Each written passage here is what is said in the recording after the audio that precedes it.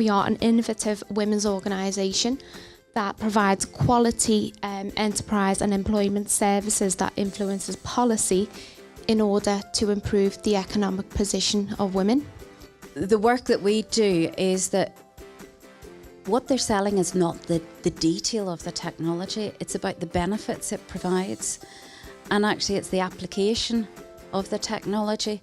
So we have to spend some time working with those individuals so that they are confident and practiced in sharing what they do in terms of describing the potential benefits to a customer or understanding what a customer really needs, as opposed to sharing the science or the technology behind it. We certainly do see a lot of people who say, oh, someone's going to steal my idea, and then quite often they'll tell you your idea and you'll say, I've heard that idea 10 times already. There's very few original, unique ideas, in fact. But then we get a lot of people as well who they want to share their ideas and they want help to build on those ideas. To what degree are you involved in politics and policy making, in building relationships with politicians in the UK, and how successful you've been just all around your experience with policy?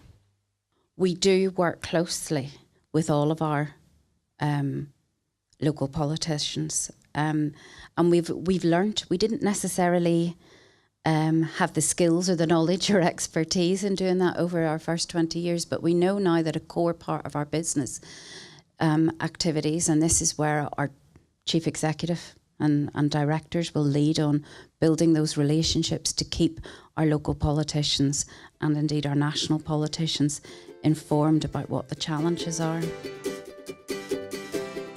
Well, research, it does show that if you do your planning, you're more likely to succeed, and we do preach the 5 Ps, prior planning does prevent poor performance. So we always try and encourage the clients to do the business plan, to do the market research, to understand, is there a demand, is the market growing, is it profitable, is it a viable market, who are your customers, to go through that process, because we always find that if they don't, they come back to our door basically, and sometimes it's too late. If they came to us in the beginning, we would have provided that advice and guidance and saved them a lot of time, money and effort. What is your drive to get up in the morning and go work for those women?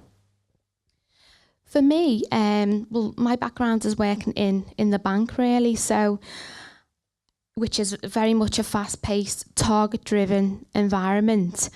And you don't have a sense of purpose really. So working for a social enterprise that has a social purpose, and you're actually making a difference. We do spend most of our lives in work, so I don't know about yourselves, but I want to make a difference and I want that to have some meaning.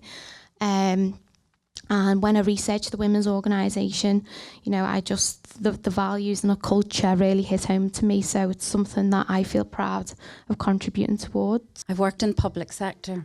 I've worked in organisations where I was writing reports and I was sharing information. It's about the work that we do and why we do it, and so believing in that we have a role to play and that we can make a difference. The DIGA project is why we're here, that brings us here, okay? And that project is, we're working together with partner organisations to develop a professional development programme for what we are calling enterprise trainers and educators. So business advisors, enterprise trainers, it's those people that support businesses, and it's to help them help businesses to become more digital. Is it okay? So that how they can understand incorporating or integrating digital technologies into the way that they do business can strengthen their competitiveness.